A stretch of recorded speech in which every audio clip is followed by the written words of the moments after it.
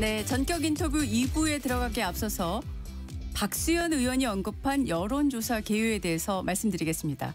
이 여론조사에 대한 자세한 내용은 중앙선거 여론조사 심의위원회 홈페이지를 참고하시면 되겠습니다.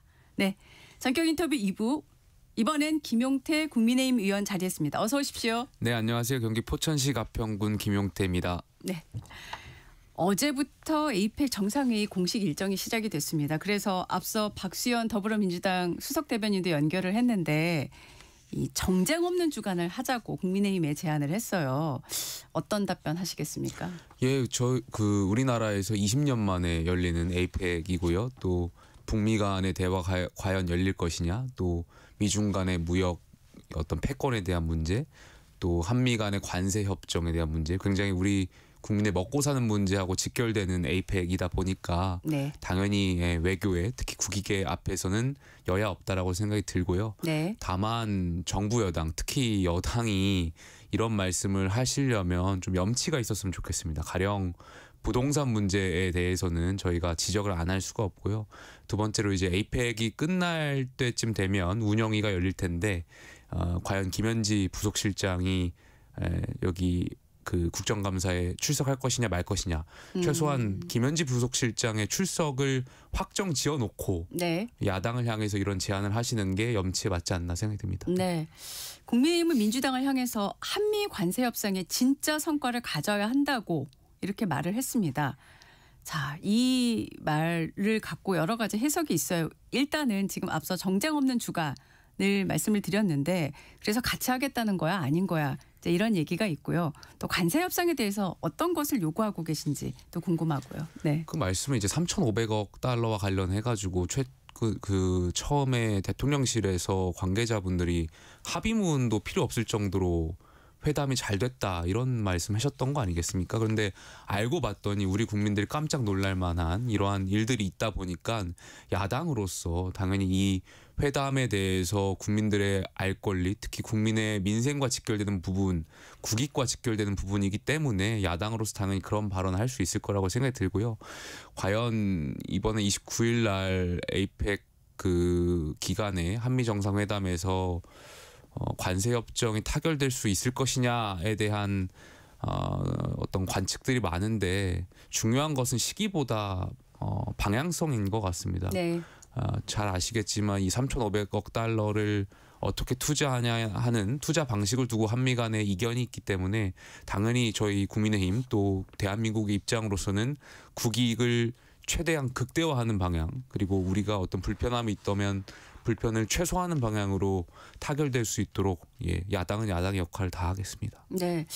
지금 오늘도 지금 계속 관련 속보가 나오고 있는데 지금 이재명 대통령이 외신 인터뷰 때의 발언, 그리고 트럼프 대통령이 지금 아시아 순방을 위해서 에어포스 1에서 한 발언, 또 베센트 미 재무장관의 발언 다 다른데요.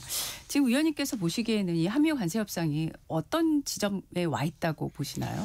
글쎄요, 트럼프 미국 대통령의 발언을 제외하고는 나머지 분들의 그 복수의 이해관계자분들의 발언을 종합해 보면은 사실상 29일 날 타결되기는 어려운 거 아닌가 예상이 되고요. 네.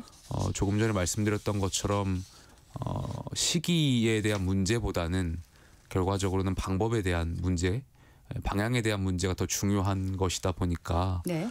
이 3,500억 달러의 투자 방식에 대해서 한미 간의 이견이 굉장히 많은 걸로 저도 이제 뭐 관계자들의 전언이라든지 아니면 언론을 통해서 전해 듣고 있습니다. 네. 29일 정상회담이 이제 곧 내일이니까 아마 결과를 보면 또 어느 정도 진행이 되는지 저희가 알 수 있을 것 같고요. 이번에 이제 앞서서 아세안 정상회의를 이재명 대통령이 다녀왔어요. 캄보디아 총리하고 양자회담이 있었는데 이 회담 결과는 어떻게 보셨습니까? 먼저 이 캄보디아하고의 양자회담은 캄보디아 측에서 요청을 했다라고 제가 전해 들었습니다. 그러니까 대한민국 국민이 굉장히 많은 피해를 캄보디아에서 입었음에도 불구하고 캄보디아 측에서 먼저 정상회담을 요청했다라는 그 배경에는 아무래도 캄보디아 측 입장에서는 이번 사태로 인해서 대한민국의 ODA라든지 이러한 것들이 유무상 원조가 줄 것을 우려해서 캄보디아 측에서 먼저 요청한 걸로 예상이 되는데, 그렇다면 당연히 대한민국 입장에서는 더 과하게 요구해도 되는 부분이 있지 않을까 생각합니다. 네. 캄보디아 정부로부터 우리 국민의 안전과 또 지금 아직도 실종되거나 연락이 되지 않는 우리 국민들에 대해서 더 적극적인 수사를 저희가 요청했어도 되지 않았을까 아쉬움이 네. 있고요. 네. 그리고 그 앞으로 우리가 ODA를 하는 방향에 있어서도 우리나라는 그 국제개발협력기본법에 그러한 내용이 없는데 ODA를 하는 조건에 네. 우리 대한민국의 국민의 안전을 보호하는 국가 혹은 보호하는 조건으로 이 ODA를 해야 하는 방향으로 우리 법도 이제 바꿔나가야 할 필요가 있지 않을까 생각했습니다. 네. 이번 사건 파장이 크고 말씀하신 대로 아직도 해결되지 않은 사건이 많아서요. 11월부터 한국과 캄보디아가 코리아 전담반을 가동을 한다고 했는데 과연 실질적인 효과가 있을지 이것을 위해서 뭐가 더 필요할지 어떻게 보십니까? 아니, 저는 너무 안타까운 것이 이것이 뭐 정권의 탓을 떠나서 정권 뭐 전임 정부도 그렇고요. 지금 이재명 정부도 그렇고 이 사건을 외교부가 왜 이렇게 방치했다라고 좀 표현을 해도 적절한가 싶을 정도로 좀 너무 저희가 관심을 두지 못했던 거 아닌가. 지난 국감이라든지 이미 당시 국민의힘의 의원들이 여기와 관련해서 여러 번의 지적이 있었음에도 불구하고 또 최근에 이제 정부가 바뀌었고 외교부 장관이 이 건에 대해서 보고를 2달 전에 받았다라는 것이 알려졌음에도 불구하고 정부가 너무 우리 국민의 보호를 위해서 손 놨던 거 아닌가에 대한 아쉬움이 굉장히 크고요. 네. 지금이라도 빨리 그 코리안 데스크를 만들어서 전담반을 만들어서 더 이상의 피해가 없도록 우리 정부와 캄보디아 정부가 더 적극적으로 협조하고 협력해야 된다고 생각합니다. 네. 국감 이야기로 넘어가 보겠습니다. 지금 앞서 박수현 의원께도 이런 질문을 드렸습니다. 지금 그 3개 특검이 이제 돌고 있는데 관봉권 띠지 분실 의혹 그리고 쿠팡 불기소 외압 의혹 관련해서 지금 정성호 법무부 장관이 4번째 상설특검을 지금 언급을 했는데 이 4번째 특검 수사 개시에 대해서 어떻게 생각하십니까? 이재명 정부는 특별, 특수, 예외 이런 것들 좀 좋아하는 것 같습니다.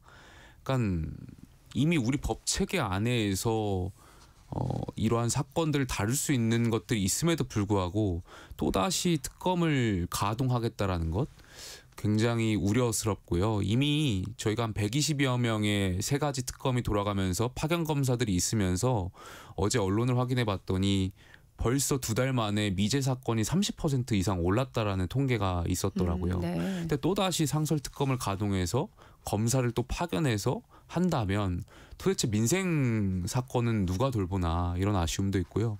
2번째로 그 일선 검사들도 지적했던 사항인데 아니 그 검사를 못 믿겠다고 하면서 정작 상설특검이나 특검을 가동하면서 검사를 파견하는 이 모순적인 행태들에 대해서는 어떻게 설명할 것인가에 대한 우려도 있고요.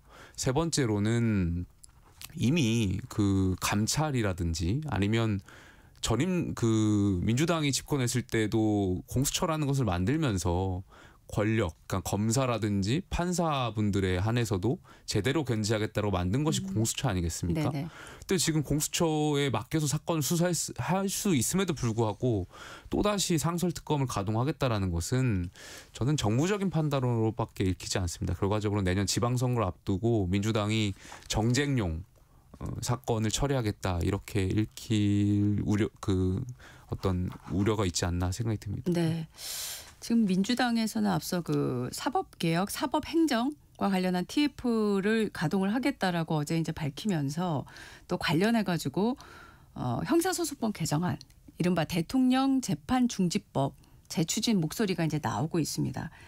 앞서 말씀드렸지만 장동혁 대표는 여기에 대해서 강하게 반발을 하고 있고 반론을 제기하고 있고요.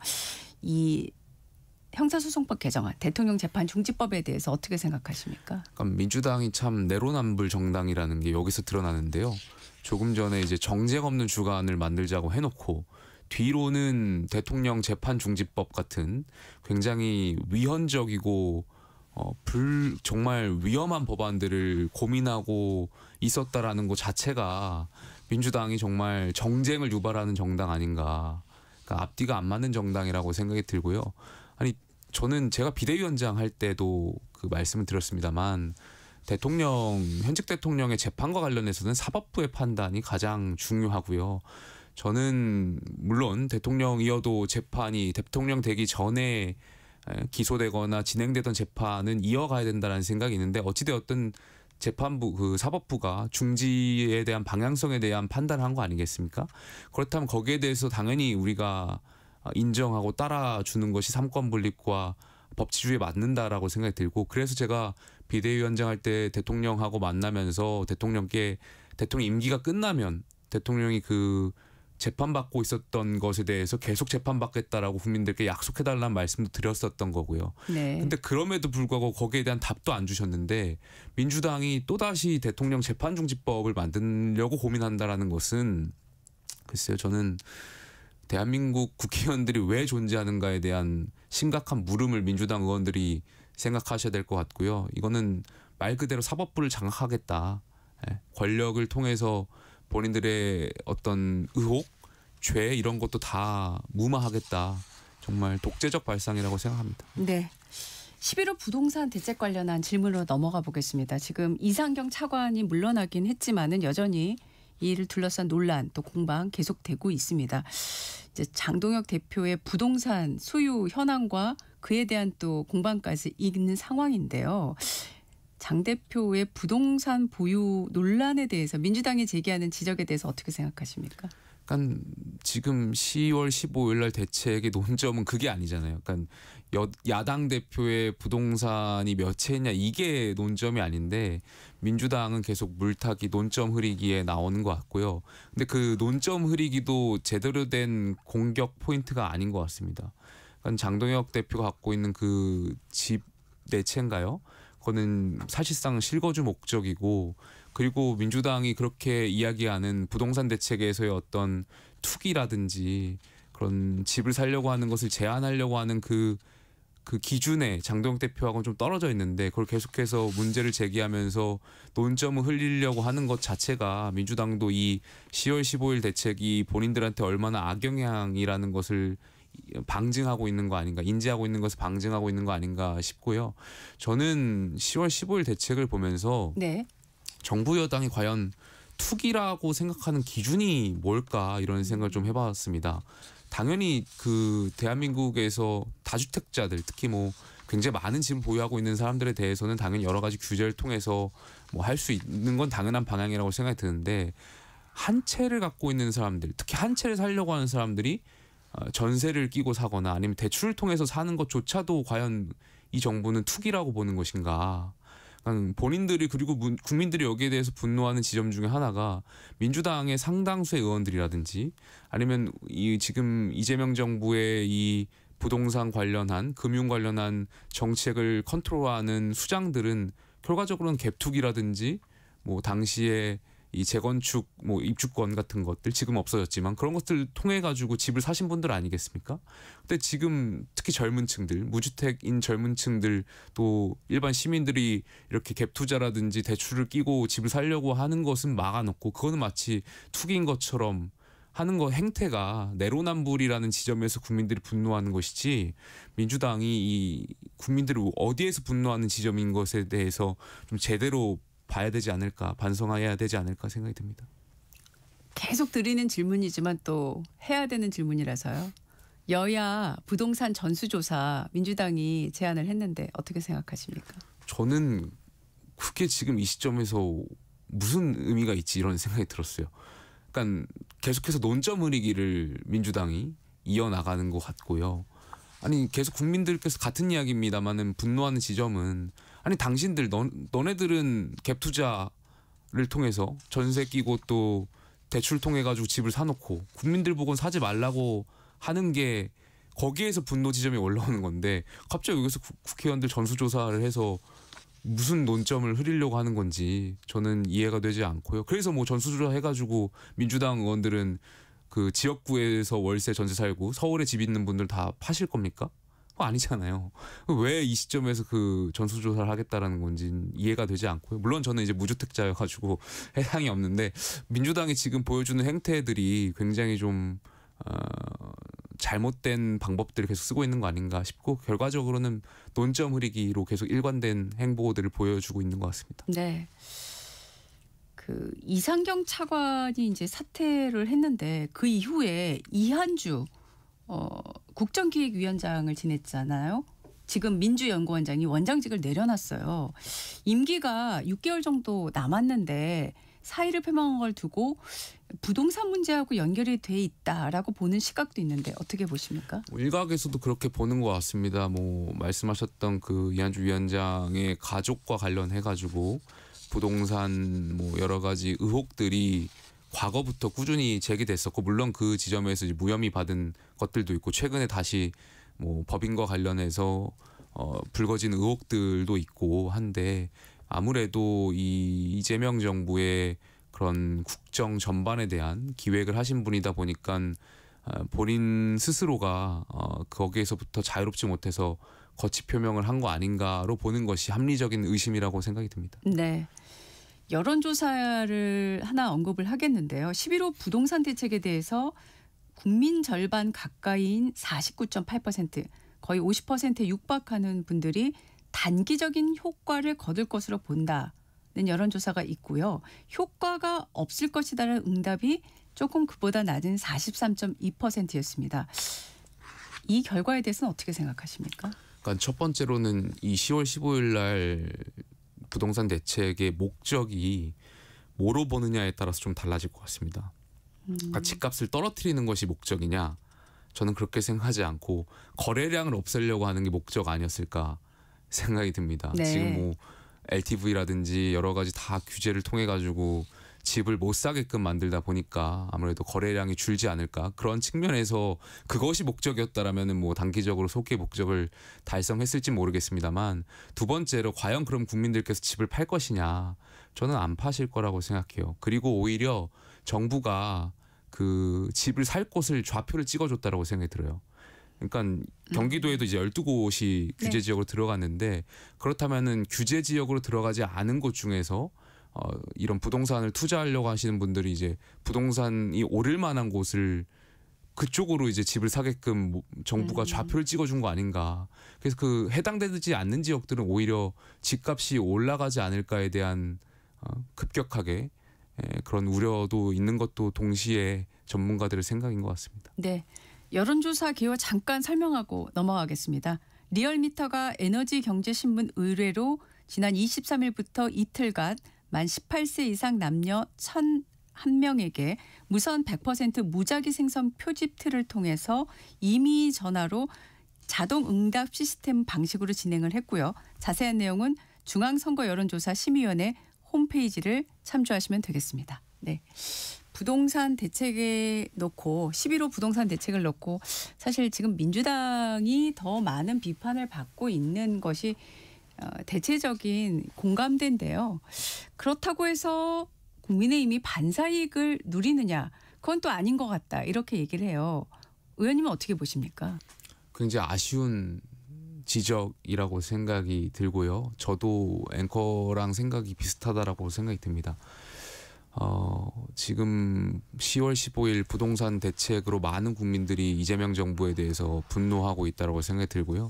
또 최근에 법사위라든지 국정감사에서 보여준 민주당의 대법원장 흔들기, 사법부 흔들기에 대해서 또 많은 국민들이 또 우려를 갖고 계신다고 생각이 들고 또 이 검찰청 폐지와 관련해서도 많은 국민들이 불안해하고 우려를 갖고 있음에도 불구하고 그것이 국민의힘의 지지율로 이어지지 못하고 있다는 점이 저는 우리 국민의힘이 굉장히 뼈아프게 반성해야 된다는 지점이라고 생각이 들고요. 제가 일반적인 국민들하고 소통할 때 느끼는 점은 지난번 그 불법 계엄으로 인해서 국민의힘을 심판을 했었고 대안으로서 이제 민주당을 선택을 했었을 텐데 지금 민주당이 보여준 행태도 원치 않는 것이죠. 그러니까 민주당도 싫고 국민의힘도 싫은데 네. 여기서 국민의힘이 대안정당으로서 제대로 뭘 못 보여주고 있다 보니까 굉장히 아쉬움이 있고요. 그래서 국민의힘이 제가 비대위원장 때도 그렇고 여러 비대위원장 분들이 보여주셨던 행보들, 그러니까 불법 계엄하고 저희가 단절하고 정말 계엄에 대해서 진정성 있는 사과와 그런 반성적인 태도를 보여줬더라면 그것이 전제하에서 국민의힘이 제대로 된 야당으로서 정부를 견제하고 대여 투쟁에 앞장섰더라면 지금보다도 더 많은 국민들께서 그래 대안으로서 역시 국민의힘밖에 없구나 이런 생각들 더 많이 하셨지 않았을까. 근데 지금은 정부 여당도 싫지만 국민의힘이 과거에 보여줬던 그 계엄과의 단절을 보여드렸어야 되는데 지금 일각에서 보여줬던 그런 행보들이 연속성으로 좀 인지할 수 있게끔 만들어주는 그런 명분을 저희 국민의힘 스스로가 드렸던 거 아닌가. 지금 정말 다시 한번 반성하고 생각해야 될 시간 아닌가 생각이 듭니다. 네. 오세훈 서울시장이 여당을 향해서 토론하자 11호 부동산 대책과 관련해서 이렇게 지금 말을 했는데요. 요 적절한 제안이라고 생각하십니까? 국민의힘한테 도움이 되는 제안이라고 생각하시나요? 물론 이제 서울시장이고 또 이 10월 15일 대책이 서울시의 가장 큰 규제로 이어졌기 때문에 시장으로서 당연히 그런 발언을 할 수 있다라고 생각이 들고요. 그리고 이전에 그 토어제와 관련해서 오 시장께서도 이렇게 정책을 바꿨던 경험이 있잖아요. 그러다 네. 보니까 아마 국토부라든지 어떤 정부의 정책 결정권자하고는 충분히 그런 경험적인 측면에서 또 서울시를 행정을 관할하는 수장으로서의 어떤 측면에서 토론할 수 있지 않을까 생각이 듭니다. 네. 지금 또 민주당 국토교통위 소속 의원들이 한강버스 관련해서 오세훈 시장이 배임을 저질렀다고 고발 입장을 밝혔는데요. 이 배임에 대한 고발 입장 어떻게 보세요? 글쎄요, 뭐 제가 그 부분을 정확히 인지 못했는데 어찌되었든 네. 그 약 800억 원의 그 보트, 네. 그 보트나 그 유람선 관련해 가지고 네. 이제 한 부분에 대해서 민주당이 이제 지적을 한 것 같은데 결과적으로 경영상에 대한 판단 아니겠습니까? 그래서 그 경영상 판단이 좀 중요해 보이고 왜 그러면 그렇게 경영상 판단을 했을까에 대한 부분을 좀 더 확인한 다음에 제가 좀 말씀을 드려야 될 것 같고요. 네네. 근데 저는 민주당이 좀 이해가 안 가는 게 최근까지만 하더라도 배임죄 폐지하자라고 주장한 것이 민주당인데 서울시장한테 다시 배임죄로 고발한다라는 것 자체가 오늘 인터뷰에 계속 일관된 주장이지만 내로남불은 민주당 아닌가 싶습니다. 네. 한 가지만 하셨으면 좋겠어요. 네. 최민희 과방위원장과 관련된 건도 이제 계속 지금 논란이 되고 있고 또 공방의 주제가 되고 있는데 이번엔 또 축의금 명단 노출이 됐어요. 최 의원 측에서는 돌려주려던 축의금 명단이었다고 해명을 하고 있는데 이 해명 어떻게 들으셨습니까? 제가 뭐 그 남의 집 귀한 자녀분의 관혼상제에 대해서 이 자리에서 뭐 이러쿵 저러쿵 이야기하기가 좀 조심스러운데요. 근데 국회 과방위원장이시다 보니까 그 보여주는 행태들이 좀 글쎄요 이런 표현이 좀 과할지 모르겠지만 주접스러운 거 아니겠습니까? 저는 너무 도를 넘었다라고 생각해요. 그러니까 우리가 상도이라는 게 있잖아요. 그리고 어느 정도 우리 관혼상제 특히 결혼 축의금에 대해서는 국민들께서 이 도의적인 측면이 있을 거라고 생각이 들어요. 우리 문화 역사상. 그런데 거기에 계좌번호에 카드번호를 찍어준다라든지 이런 거는 국민들이 봤을 때 와 해도 정말 너무하는구나. 그리고 그 본회의장에서 물론 이제 의도가 돌려주려고 하는 의도였다라지만 그걸 굳이 보좌진들 시켜가지고 본회의장에서 그걸 또 확인하고 이런 것들이 국민들이 봤을 때는 정말 대한민국 국회의원 특히 이 상임위원장의 권위라든지 품격이라든지 이런 게 정말 국민들이 봤을 때는 기가 차실 것 같다 이런 생각이 좀 들어서 굉장히 아쉬웠습니다. 네. 내일 국회 운영위가 예정이 돼 있는데 지금 가장 공방이 벌어지고 있는 김현지 부속실장 출석 문제 어떻게 될 걸로 보세요? 저는 민주당 특히 정부가 결과적으로는 출석을 시키지 않지 않을까 생각이 듭니다. 여기에 대해서 오래전부터 국민의힘이라든지 많은 국민들께서 부속실장을 출석시켜서 그간의 의혹에 대해서 질의하기를 고대하셨을 텐데 정부 특히 대통령실에서 이 직책을 변경해 가면서까지 여러 가지 출석을 시키지 않을 방안들을 고민했던 거 아닌가 생각이 들고 계속해서 민주당이라든지 정부는 출석을 안 시키려고 하는 방향으로 일관된 태도를 하지 않을까 싶습니다. 네. 교육위에서 활동하고 계시잖아요. 네. 지금 30일에 교육위 종합감사가 있는데 이배용 전 국가교육위원장을 포함해서 주요 증인이 불출석할 것으로 보여요. 지금 이 전 위원장 같은 경우에는 금거북이라든가 또 김건희 여사 논문 대필 등이라든가 김건희 여사 논문 대필은 다른 건이긴 하죠. 네. 이배용 전 위원장도 이제 그 관련한 의혹들이 있어서 사실 증인 채택을 했을 텐데 이렇게 되면 지금 증인 출석을 안 하면 사실 국감이 알맹이 있는 내용이 없잖아요. 어떻게 대응을 하셔야 된다고 생각하십니까? 글쎄 이제 저도 그 부분에 대해서 의혹에 대해서는 많은 국민들이 궁금해하고 계시기 때문에 분명히 밝혀져야 된다는 생각이 있고요. 다만 이배용 위원장 같은 경우는 직을 사임을 하신 분이고 또 이 건에 대해서 수사가 진행 중이기 때문에 국정감사보다는 수사를 통해서 진실을 밝히는 게 맞지 않나 저는 개인적으로 그렇게 생각합니다. 이것이 이제 수사가 시작되지 않거나 의혹 단계였더라면 당연히 국정감사장에 불러서 따져 묻고 의혹을 해결해야 되는데 수사가 시작됐기 때문에 수사를 좀 지켜볼 필요가 있지 않나 생각이 듭니다. 네. 교육위에서 이제 활동을 하시면서 지금 대표 발의하신 법안 하나가 국회 본회의를 통과를 했어요. 지방교육 자치에 관한 법률 일부 개정 법률안. 일단 이게 어떤 법안인지 좀 말씀해 주시겠어요? 저희가 그 교육지원청이 기초단체별로 있지가 않습니다. 가령 화성 같은 경우는 화성 오산 교육지원청이 있고요. 네.